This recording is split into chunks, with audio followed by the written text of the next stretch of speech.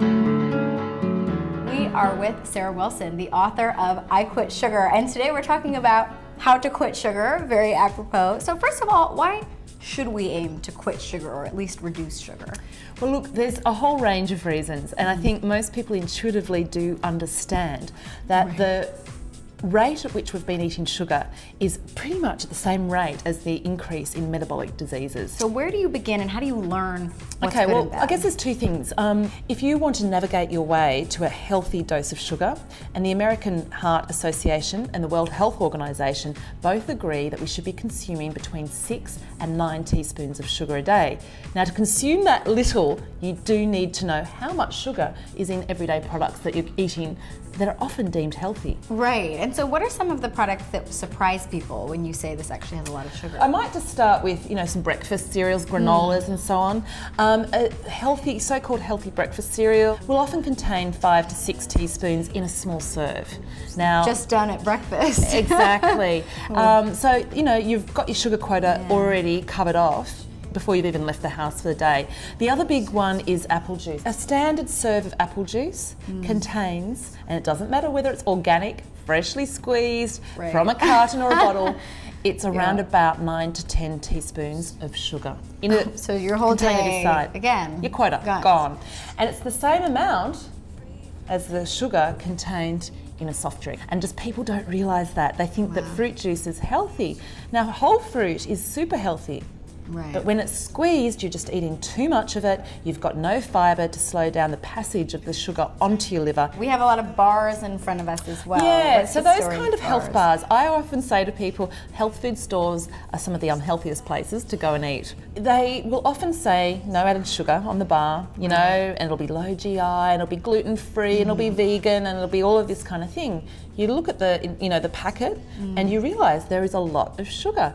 And often it's labelled as, well, it's agave, or it's maple syrup, or it's, coconut sugar.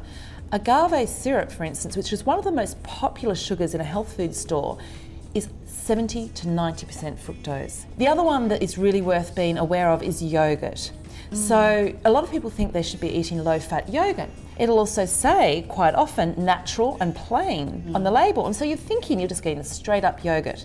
You look on the label and you can see there's often, in a small container, 6 teaspoons of added sugar. Wow. I mean, it's phenomenal. And is that with yogurts that have fruit added, or is it also in plain and vanilla Often as well? in plain and vanilla as well. Yep, absolutely. The best idea is to choose the full-fat version. And the reason being is that with the low-fat food industry, manufacturers, when they take the fat out, they're left with something that doesn't taste particularly good. Add in flavour. So they add in sugar to provide not only the flavour, but also the consistency. The way that we metabolise fat and fructose is so different that we end up actually getting fatter on the low-fat version. For people who love to bake, people who like to add sweetness, what are the things that can add sweetness without adding the fat? The 2 sweeteners that I use in my book, one is rice malt syrup or brown rice syrup. You'll find it in the same aisle as honey in your supermarket. It's glucose. Glucose is in everything. It's in milk. It's in our meat. It's in our vegetables. We can actually process glucose. The thing about this is it's not addictive. We get full on it, and it doesn't go straight to the liver, to be processed as fat. It can be absorbed. It's a slow release carbohydrate as well. So I use that instead of honey. I use it in my baking. I use it in all kinds of dishes. The other one I use is stevia. It's a plant very similar to mint, and it's nowadays made to form a granule, so it's very much like sugar, like table sugar. The other thing I do is I use products like, I think you've got some flaked coconut there. Coconut everywhere. Coconut products. So coconut oil. Make this your friend. It is a fantastic ingredient, and if you can find a unrefined, cold-pressed organic one, it provides this sweetness, which is actually really satiating. It's a medium-chain fatty acid. And what that means is that it's very digestible, it permeates in our stomach really well, and the other great thing is it kicks off this thing called thermogenesis in our liver. And what that is it actually heats up our liver and speeds up our metabolism. It's an so amazing it's doubly good. weight loss trick. So I cook with it. It's fantastic cooking chicken and curries and that kind of thing. It's the safest cooking oil. Coconut flakes and desiccated coconut.